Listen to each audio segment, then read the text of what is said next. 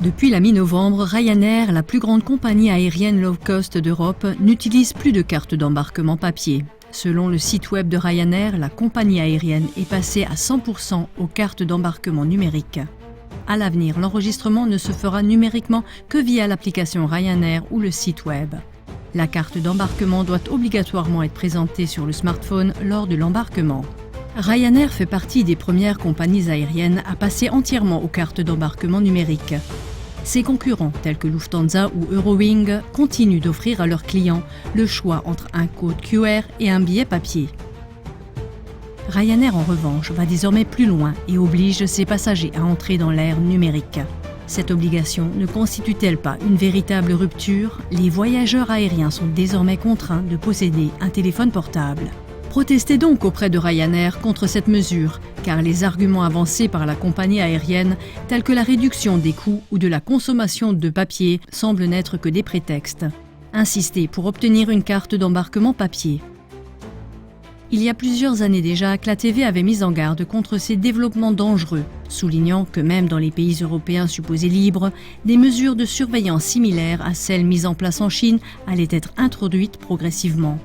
Le court extrait suivant, tiré d'une production CLA-TV de 2020, montre les dangers liés à l'obligation d'utiliser un smartphone. Dès le 1er septembre 2010, la Chine a exigé de tous les utilisateurs de téléphones portables qu'ils enregistrent leur smartphone avec leurs données personnelles. De plus, le 1er décembre 2019, la Chine a introduit des scans faciaux obligatoires afin de vérifier l'identité de la personne qui enregistre un téléphone. De cette manière, l'État contrôle les communications des citoyens grâce à son système de surveillance à grande échelle.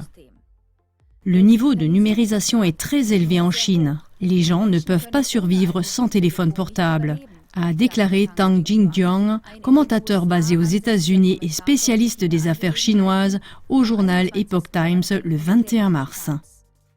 Qu'il s'agisse de traiter avec le gouvernement pour les retraites et la sécurité sociale, d'acheter des billets de train, de faire des achats, quoi que les gens veulent faire, ils sont obligés d'utiliser des téléphones portables. Actuellement, le régime chinois exige de tous les Chinois qu'ils utilisent leur téléphone portable pour générer un code sanitaire. Seuls ceux qui possèdent un code sanitaire vert sont désormais autorisés à se déplacer en Chine.